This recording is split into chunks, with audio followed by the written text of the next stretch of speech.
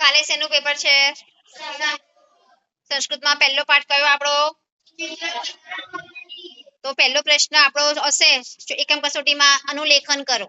પહેલો કયો હશે?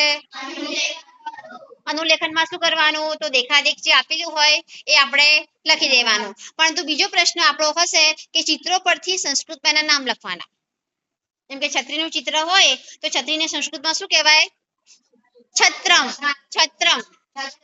છાત્ર હોય એટલે બાળક થાય ને છત્રમ એટલે છત્રી. તો છત્રમ લખીએ આપણે. તો એ રીતના તમારે પણ ચિત્રપદાની 1, ચિત્રપદાની 2 અને ચિત્રપદાની 3 છે. મને ખ્યાલથી તમને બધાને થોડું થોડું આવડી ગયું છે. આવડી ગયું છે? તો આજે તમારે નાનકડી પરીક્ષા લઈએ. શું લઈએ? પરીક્ષા. બરાબર છે? તમારે હું ગુજરાતી બોલીશ, તમારે મને જવાબ આપવાના. શેમાં જવાબ આપવાના? શેમાં જવાબ આપવાના? Okay, ready everybody? રેડી? ખુરશી. સ્યુતઃ. Sorry, bag. પત્રભાર. ઇસ્ત્રી. મોબાઈલ. પર્વત. પલંગ.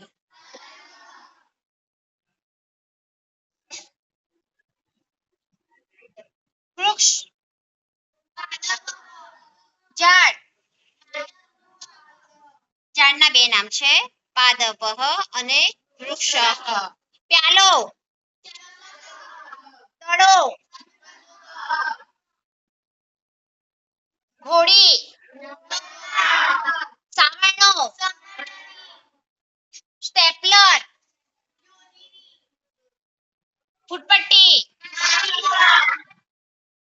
પત્ર નાખવાનું બોક્સ. ખિસકોલી. દિવાસળી. નિસરણી. નિસરણી. સોય. માળા. કાજવું.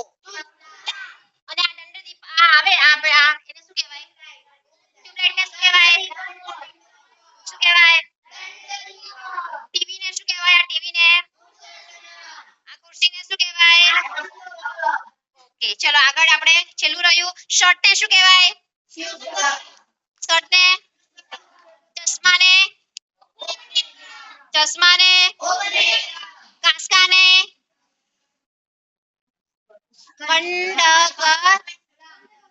કંડક. સ્ટેપલર ને આમ સ્ટોપર આવે ફરી બનાવી એને શું કહેવાય? અર્કલમ. પાન ને શું કહેવાય? પર્ણમ. પંખા ને શું કહેવાય? કેરી ને શું કહેવાય? ઘર ને શું કહેવાય? કોમ્પ્યુટર ને શું કહેવાય?